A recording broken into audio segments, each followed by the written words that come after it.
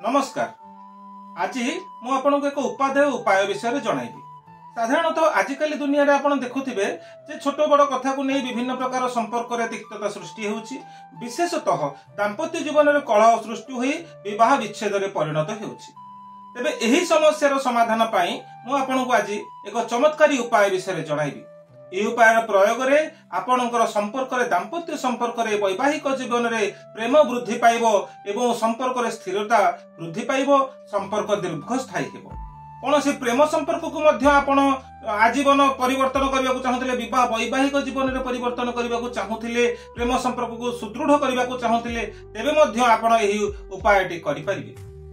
केतक स्थान रे आपण देखिथिबे एहीपरि प्रेम संपर्क वृद्धि करबा पई परस्पर भितर प्रेम संपर्क बजाय रखिबा पई किछि उपाय आपण देखिथिबे एही यूट्यूब माध्यम रे किबा कोनोसी ज्योतिषंग ठारू जे कोनोसी महौशिशी भितर उभयंकर नाम को नाली पेन रे लिखि गुड़ाई रखिबा पई अथवा आपणकर दाम्पत्य जीवन रे आपणकर जो शयन कक्ष रे मयूर चंद्रिका को सजाई रखिबा पई जहा फल आपणकर प्रेम संपर्क वृद्धि पाइबो। एहा तो आपणकर जीवन रे उपकार आसी पारे, किंतु मु आज जो उपायटी कहिबी ताहा निश्चिंत भाव रे आपणकर उपकार रे आसीबो ही आसीबो। कारण यह केवल बहिर लेखा नुहे, यहाकू मु अनेक स्थान रे प्रयोग करी सफल लाभ करिछि, सफलता पाइछि एवं यह जे 100% तार गुण देखौछि, तार उपकार देउछि, ताहा मध्य मु निश्चित होई सारिछि। सेति पई कोन करिवे ना कोनोसी कृष्णंकर मंदिर भगवान कृष्णंकर मंदिर अथवा विष्णुंकर मंदिर अथवा जगन्नाथ मंदिर भगवान मूर्ति रे व्यवहृत मयूर चंद्रिका गोटे आनिबे। किपरि आनिबे ना प्रथमे किछि मयूर चंद्रिका व्यवहार करबा पई सेही भगवानकर मस्तक रे लागि करबा पई प्रदान करिवे एवं प्रदान करिवा परे पुरातन मयूर चंद्रिका गोटे आनिबे।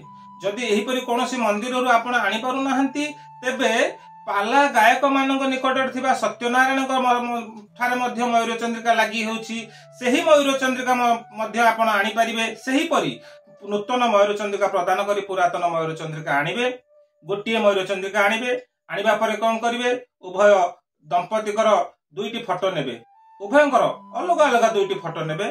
दुईटी फोटो को परस्पर सम्मुख को रखिबा परि रखी ता मध्य ही मयूर चंद्रिका को रखिबे एवं संपूर्ण यह एक नाली रंगर रेशमी कपड़ा रे गुड़ाई रखी आपणकर शयन कक्ष रे रखिदेबे।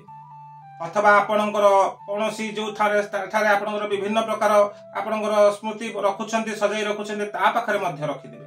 देखिबे या परे किपरि भाव रे आपणकर समस्त मनमनांतर दूर होई जिवो, आपणकर जीवन रे प्रेम वृद्धि पाइबो, संपर्क रे मधुरता आसीबो एवं आपणकर जीवन हस खुशी रे पुणी थरे आगे चलिबो। कोनोसी प्रकार बाधा प्रतिबंधक आपणकर जीवन रे आसीबो नाही।